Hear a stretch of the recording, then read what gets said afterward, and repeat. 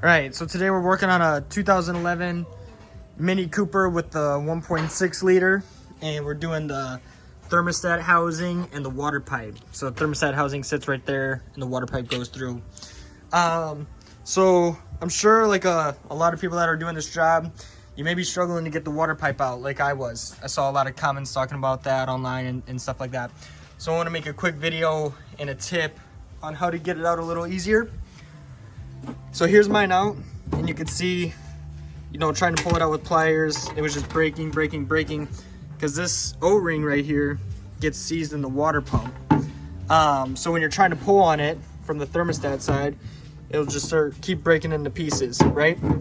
So, little strategy. First and foremost, you're gonna want to take these two 13mm bolts off that hold the transmission linkage on, because when you're trying to pull the pipe out from this way, you're going to be hitting this linkage and you're not going to be able to get it out.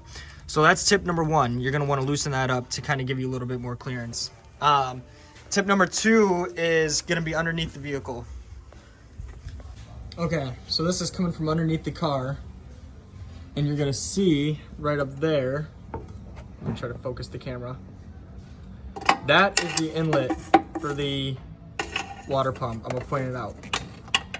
This, right where the tip of my screwdriver is, that's where that O-ring sits into the water pump from the crossover pipe. So in order to make the removal a little bit easier, what you're gonna wanna do is get some sort of lubricant, WD-40, PB Blaster, and you can go straight through here and just completely cover it with lubricant. Just spray it from here. You can maybe get an angle from down here, even though the axle's in the way. There it is again. There's a pretty good shot of it. You can see the water pump. So once you spray a bunch of lubricant in there, you can take a air gun, a blow gun, or something like that, and you'll take it up there and you'll blow the lubricant to get into that O-ring. Try to work it into that O-ring. And from there, it makes it come out a lot easier, because like I said, this rubber O-ring gets seized into the water pump. So before doing that little trick, I was struggling breaking all these plastic clips and pieces off and all that. And then right when I got some lubricant on this O-ring, it ended up pulling right out. So hopefully that helps somebody make this job a little bit easier.